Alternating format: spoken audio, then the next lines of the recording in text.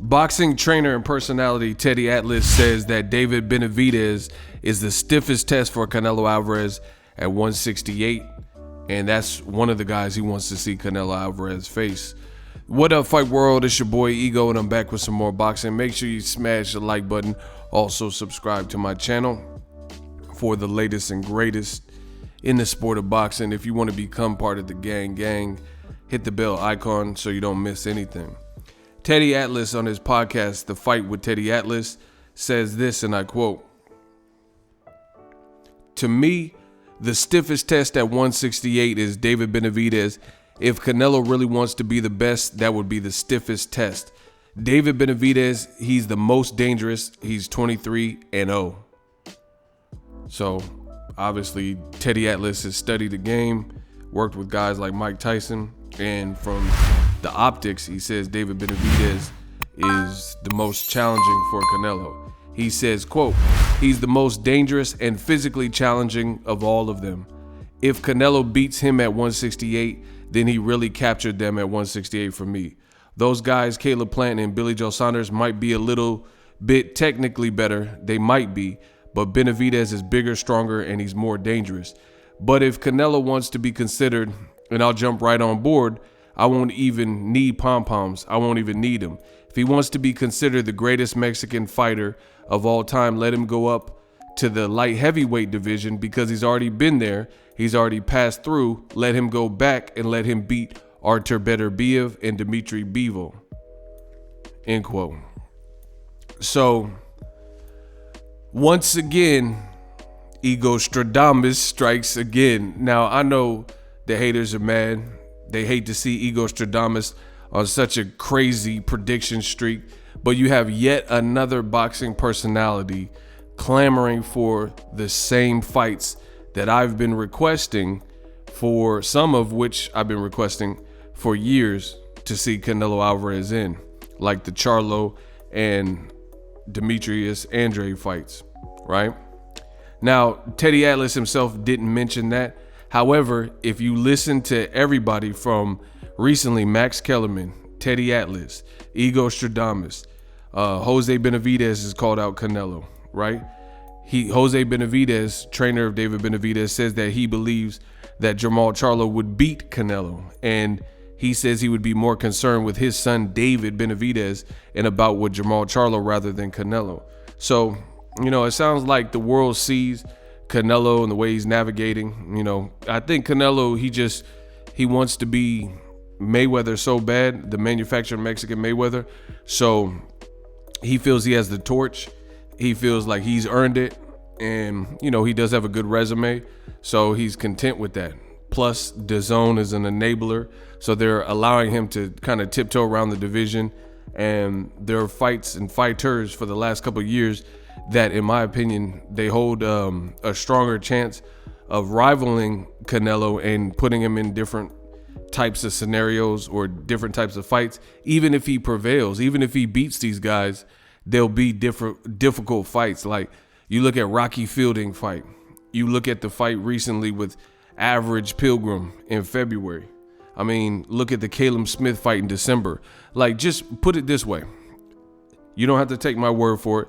Don't get emotional. Don't get mad. Just listen and then put it in perspective and see if it makes sense to you. What is the likelihood that Canelo, as far as A-listers, right? Big names.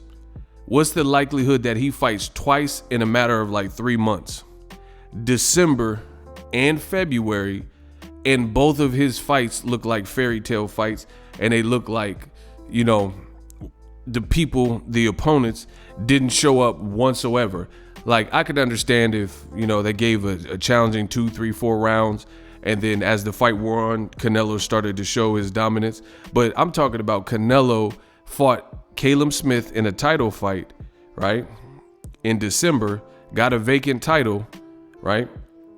And pulverized Caleb Smith, won every second of every round for 12 rounds, then came back and fought in February, and it looked even worse, and he disposes of his opponent in basically 3 rounds, and the guy quits, can't come out for the 4th round, right? Name somebody else where they had back-to-back fights, especially in such a close proximity, where you felt they were fighting great people in their division and it looked like that, outside of Floyd Mayweather, who makes everyone look bad. You know what I'm saying? I'm talking about in the last couple of years. So you look at, for example, let's say Errol Spence. Errol Spence, the Mikey Garcia fight, he made it look easy. Got it. But his very next fight was Sean Porter, and it didn't look like the same type of blowout as Mikey Garcia. The point I'm making, versus you have Canelo, who just fought in December and then he fights in February, and both of his fights looked exactly the same way. And, some of it's a testament to his skill set, but I really strongly believe that if he was fighting the names that I want to see him fight, or guys like Teddy Atlas and Max Kellerman, if you fought Artur Beterbiev, even if you beat him, you're going to have your thinking cap on, and there could be some dangerous moments, or moments where you get hurt, or you have to eat a good shot, things like that, as opposed to Caleb Smith blowout by a landslide, lopsided, average Pilgrim even worse, disastrous. It looked like Canelo versus a piñata, just someone standing there. You know what I mean? So like I've been saying, the walls are closing in for Canelo. He's a good fighter. He's a talented fighter, but if his fights keep looking like this, then people are going to demand more. And again, I think part of it, they look like this because he is a good fighter, but the other part of it is clearly who he's fighting, the terms in which he's fighting them, rehydration clauses, quick turnarounds, guys who are considered past it, maybe 40 years old, like Shane Mosley, 41 years old, like Carlos Baldomir, past it, like Sergey Kovalev, inexperienced, rehydration clause, whatever the situation is. But there's people out there like the guys that Teddy Atlas is saying, and subsequently there's the same names that I've said, Beterbiev and Bivol, Benavidez, Charlos, Andre. I think all these guys can at least show that they belong in the ring at the elite level, even with a guy like Canelo, And the only way I can get proven wrong is if these fights happen while they're relevant. Not like if Demetrius Andre loses to Liam Williams or something, then Canelo fights him. I'm talking about while you don't know Demetrius Andre's weaknesses, right? He hasn't put up a vulnerable performance or a stinker, while Jamal Charlo's coming off of a Derevyanchenko fight. But these are the fights in which we typically don't see Canelo take on these guys coming off of that. Like, even look at Caleb Smith, champion, yes, but he's coming off a performance against John Ryder where he was booed in his own backyard because people thought the judges robbed the real victor, which should have been John Ryder. Go back, watch the fight. Look at Billy Joe Saunders. He's had some inactivity, and then he comes back and he fights Martin Murray. Doesn't look what you would call good. And before that, he fought on the Logan Paul KSI 2 card, and he looked even worse against Marcelo Esteban Corceres. Now Canelo's fighting him. So, the walls are closing in. Canelo can move how he wants. It's just going to be documented in these here videos. So it sounds like people, myself included, Max Kellerman, Teddy Atlas, and other boxing pundits all believe there are guys out there that could give Canelo a tough fight, win some rounds, maybe possibly beat him. You have Teddy Atlas right now saying that David Benavidez is the toughest test. And it goes to show you in boxing, we're so far removed from belts meaning everything. There's a lot of politics. There's a lot of politics that side with certain fighters, etc. So yes, David Benavidez does not have a belt. So you can say, oh, Canelo doesn't need to fight him. But, real boxing fans know what it is. The belt doesn't define you.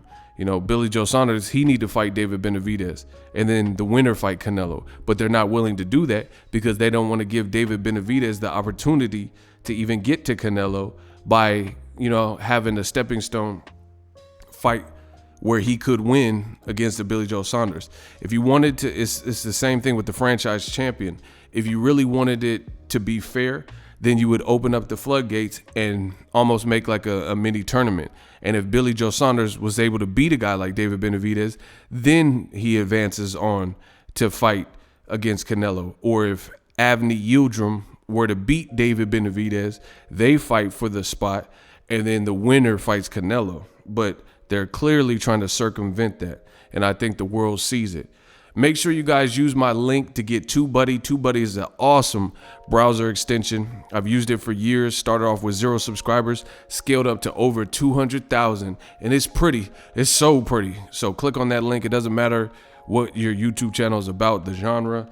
TubeBuddy can definitely help you. Link in the description. Sign up for that today. It does help the channel continue to grow, and it'll also help you grow your own channel. Drop your thoughts in the comment section. Teddy Atlas believes David Benavidez is a problem, and he's Canelo's stiffest test. And I agree, he's one of them at 168. Him or Jamal Charlo is probably stylistically the best fights, but even Demetrius Andrade. You know, the only problem with Andrade is he has been a boogeyman, so he hasn't really gotten the names. So, you know, the saying goes, iron sharpens iron, steel sharpens steel.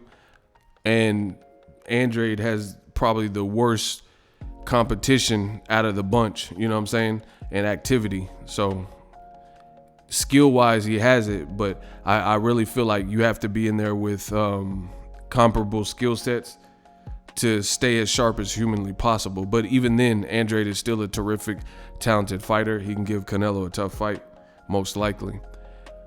Let me know what you guys think. Drop your thoughts in the comment section. I promise we work in 2021 is up. If it's up, then it's up. We working. Peace. To potentially have 3 fights in different territories to develop and help develop his profile as a global star. Now, it sounds a little bit weird, you know what I'm saying? A world tour like he's Michael Jackson or something. Moving, you don't lose, I don't lose. Like they try to Hey Chris, I could get that girl. Watch me get that girl. Sounds weird, you know, putting him on a world tour like he's a musician or singer, rapper or something. We haven't really seen it. Like, listen, to each his own. I don't know what the game plan is for Oscar De La Hoya, but the thing that is very concerning is this. You got to look at this angle of it. Let Ego Veli break it down. Ryan Garcia has 8-point-something million followers, more followers and subscribers or whatever on his Instagram than guys like Canelo Alvarez. So it's like, why would you have to take Ryan Garcia to all these different markets to build him as a star? Listen, Floyd Mayweather, he's TBE, I gotta say, but he must be TBE because I feel like there's a lot of people in boxing that since Floyd retired or is not, you know, a real active fighter like that, it's like you have all these knockoff great value Floyd type of approaches, and it's like the Eminem song, The Real Slim Shady. It's like, will a real Slim Shady please stand up? There's a lot of people that look like me, but they're not me. That type of attitude. And it's like a fake knockoff Floyd Mayweather blueprint. And the crazy thing is this. My dad was in the military, and they got an acronym that they use in the military. It's called KISS. Keep it simple, stupid. That's what it stands for. You know, it's a little slang acronym or whatever. Keep it simple, stupid. And I feel like Floyd Mayweather showed you the blueprint on superstardom. Like, Floyd didn't have to go to Bucharest and fight in Istanbul and Ibiza and different places like that. Like, he didn't have to go fight in wherever, Germany, and do all this other stuff. Floyd established he bought himself out of his contract with Top Rank, became his own independent, you know, kind of self-promoter, self-starter, got a great team like the Al Haymans and Leonard Ellerbees or whatever, his uncle, rest in peace to the Black Mamba himself, Roger Mayweather, his father, Floyd Sr., etc., and Jeff Mayweather and whoever else. And he got it rocking, you know, Nate Jones, things like that. And he built and developed and also fought the meaningful fights to create the glamour, like to become a glamour boxer or whatever, where he's amassed all this acclaim and generated all this money for himself and also the boxing game and made big events. But boxing is continually trying to change the recipe, and the recipe doesn't need to be changed. And it's just like, I'll liken it to cooking. just like a real recipe. Let's say Colonel Sanders' original recipe, it has 21 herbs and spices or whatever, right? And everybody loves the chicken the way it is. But you get somebody who tastes the chicken, loves the chicken, and they like how it tastes, but then they'll try to recreate it or do a copycat recipe, but like, oh, I'm just gonna put sprinkles in mine. I'm gonna put paprika on mine. And it's good how it is. And that's what I see in boxing. We see these fake great value promotional packages, you know, how to be a billionaire boxer starter kit. And